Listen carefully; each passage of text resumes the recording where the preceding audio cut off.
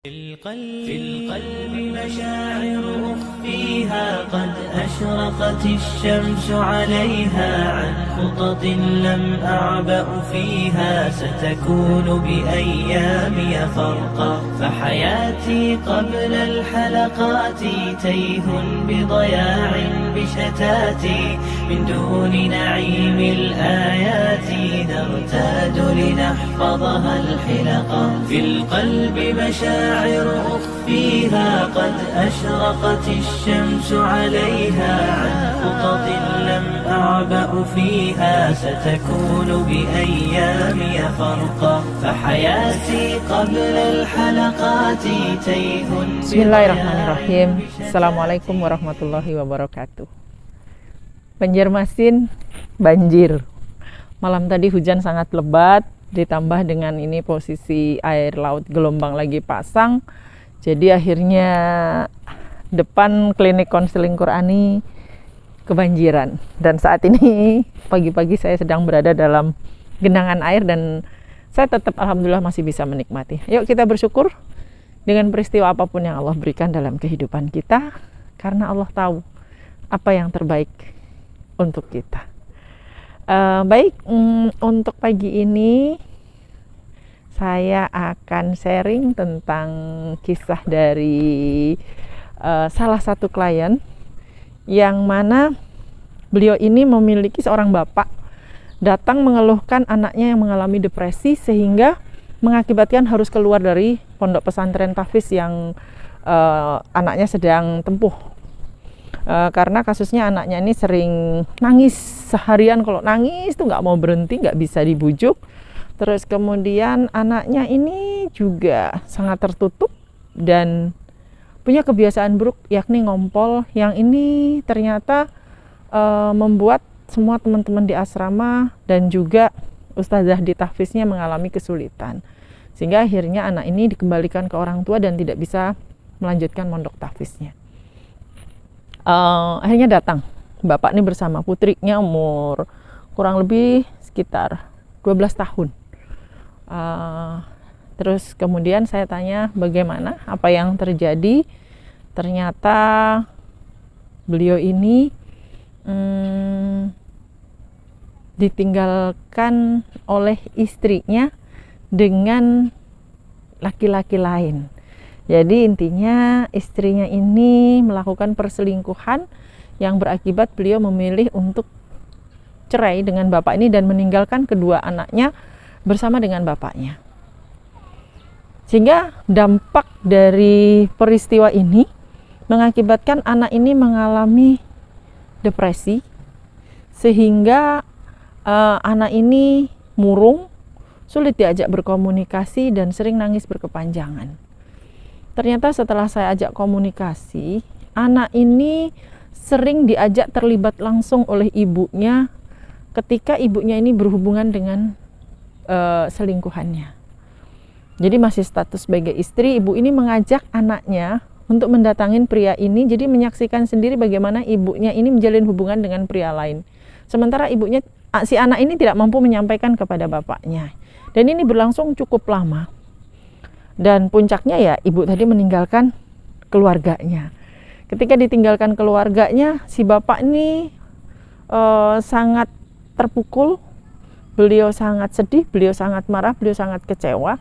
Dan kekecewaan serta amarah serta dendamnya ini dia selalu sampaikan kepada anak-anaknya, karena mungkin bapak ini menganggap anaknya sudah tahu, ya udah diajak cerita sekalian, sehingga anak ini tahu bagaimana beban amarah, kekecewaan sang bapak ketika dikhianati oleh ibunya. Nah, disinilah muncul semacam perasaan di dalam batinnya anak ini menilai sosok ibu yang buruk, terus kemudian sosok bapak yang tertekan. Kondisi bapak yang tertekan inilah penuh dengan emosi, penuh dengan amarah dan dendam terhadap mantan istrinya inilah yang membuat batin anak ini pun merasa kebingungan tentang sosok ayah dan juga tentang sosok ibu. Dia mengalami kesedihan yang sangat dalam. Dia juga mengalami kebingungan, dia juga memiliki amarah. Dia juga, tapi di sisi lain dia merindukan sosok ibu. Nah, konflik batin yang seperti inilah yang menyebabkan sehingga anak ini harus berkunjung dengan psikiater dan harus mengkonsumsi obat-obat penenang karena anak ini menjadi sangat tidak bisa mengendalikan emosinya. Ini berlangsung beberapa tahun sampai kemudian bapak ini berpikir bahwa alternatifnya adalah dengan dimasukkan ke pondok. Ternyata ketika di pondok anak ini tidak bisa menjalani kehidupan yang normal selama di pondok. Akhirnya dikembalikan ke rumah. Dikembalikan kepada bapaknya, ini bapaknya tambah bingung. Kenapa? Karena bisnisnya bapaknya ini yang tadinya berjalan cukup bagus, tiba-tiba mengalami penurunan drastis sehingga karyawannya yang 10 orang itu harus diberhentikan, terus kemudian terlilit hutang, bahkan beliau akhirnya terkena riba. Dan ini semakin membuat bapak ini semakin tertekan karena harus ngurus 2 anak dengan bisnis yang sangat kacau balau.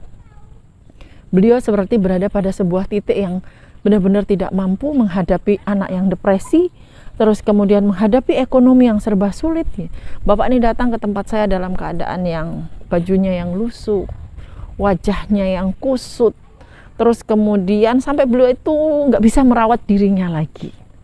Saya sangat sedih menyaksikan hal ini, sehingga akhirnya saya minta beliau untuk cerita. Beliau menceritakan dan dari awal sampai akhir beliau cerita, kalau tidak saya potong beliau akan terus menceritakan tentang apa? Emosi, tentang kemarahannya, tentang dendamnya, tentang sakit hatinya, dan tentang kesedihannya menghadapi kehidupan.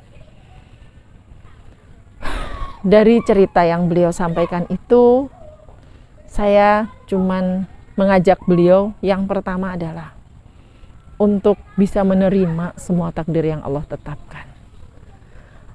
Dan menerima takdir yang Allah tetapkan itu tidaklah semudah membalik telapak tangan, dan ini membutuhkan proses sekitar hampir 30 menit untuk beliau bisa ridho dan bisa menerima. Itu pun dengan beliau berpikir masih di antara 50-50 untuk bisa menerima apa yang saya sampaikan.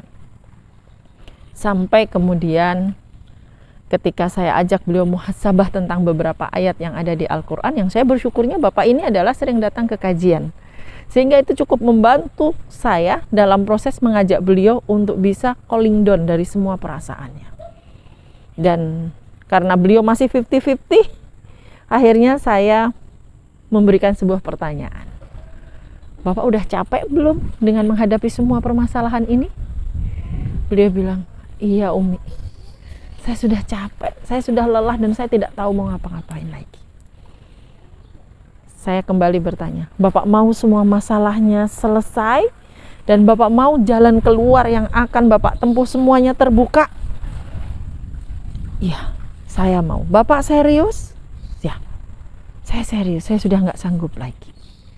Lalu akhirnya saya sampaikan, kalau Bapak mau anak Bapak kembali normal, psikologisnya anak ini menjadi stabil lagi, depresinya insya Allah berhenti, dan obat-obatan ini semua yang dikonsumsinya berhenti, obatnya tidak ada di luar sana. Obatnya bukan pada obat penenang. Obatnya bukan dari orang lain termasuk dari saya. Tetapi obatnya adalah dari Bapak sendiri. Dan akhirnya apa yang saya lakukan? Saya mengajak beliau untuk islah. Datangi ibunya H. Terus kemudian mantan istri saya minta untuk jalin silaturahmi lagi, bangun komunikasi lagi, libatkan anak-anak dan minta maaf ke sana atas semua emosi dan dendam karena selama ini bapak ini membatasi hubungan anak dan ibunya. Islah, ikhlas terima dan islah, selesaikan semua, sampaikan bahwa hari ini kita bersaudara. Saya tunggu kalau bapak bisa melakukan ini. Saya tunggu kedatangan Bapak 3 hari selanjutnya dan kita lihat apa yang akan terjadi. Awal mulanya beliau berat, namun ketika saya sampaikan beberapa ayat, akhirnya beliau tunduk dan kemudian saya tekankan lagi, Bapak serius? Serius. Bapak siap mau melakukannya? Siap. Kapan? Malam ini. Akhirnya beliau malam itu juga menghubungi mantan istrinya dan mereka mengadakan pertemuan. Dalam pertemuan itu hanya membahas, beliau ikhlas, beliau ridho dengan semua peristiwa yang terjadi, dan beliau meminta maaf atas semua kekecewaan beliau dan amarah beliau selama ini, dan beliau siap membuka komunikasi, siap menjalin hubungan silaturahmi anak dan orang tua, dan beliau pun siap untuk menjalin hubungan kekeluargaan kembali walaupun sudah tanpa hubungan. Masya Allah, tabarakallah. 1 minggu pasca beliau melakukan islah, Beliau datang ke saya dengan penampilan yang sudah berubah. Beliau sudah potong kumis, bajunya semakin rapi, dan yang lebih luar biasa ada senyum di wajah beliau. Dan beliau menyampaikan, bagaimana perasaan Bapak? Saya lega, saya plong. Dan apa yang terjadi Pak? Dan alhamdulillah, mitra-mitra bisnis saya yang dulu di Jakarta pada menghubungi kembali dan saya mendapatkan kontrak bisnis lagi. Dan usaha saya untuk membuat batako, ternyata saya mendapatkan orang yang pesan batako, bahkan memberikan modal dari awal dan memberikan jalan keluar semuanya. Begitu terbuka dengan sangat mudahnya. Masya Allah, tabarakallah. Bagaimana dengan anak-anak Bapak? Alhamdulillah Umi, anak-anak saya sudah mulai ceria. Mereka sudah bisa saya ajak komunikasi. Dan kabar baiknya adalah kemarin putrinya sudah bisa mulai belajar di pondok tahfiz yang baru, menunggu untuk tahun ajaran baru bisa masuk ke pondok pesantren tahfiznya yang lama.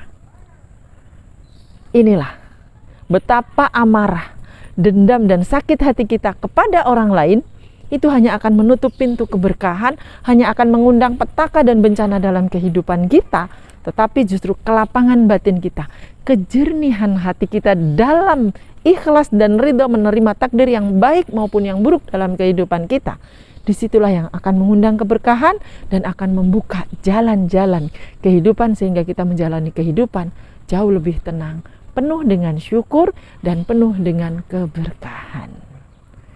Bagaimana dengan kita hari ini? Sudahkah membersihkan batin kita, jiwa kita dari amarah, dendam, sakit hati? Jangan-jangan semua permasalahan kita hari ini muncul dikarenakan ini semua. Bismillah, selamat bermuhasabah bersama konseling Qurani Banjarmasin. Saya Umi Desi. Assalamualaikum warahmatullahi wabarakatuh.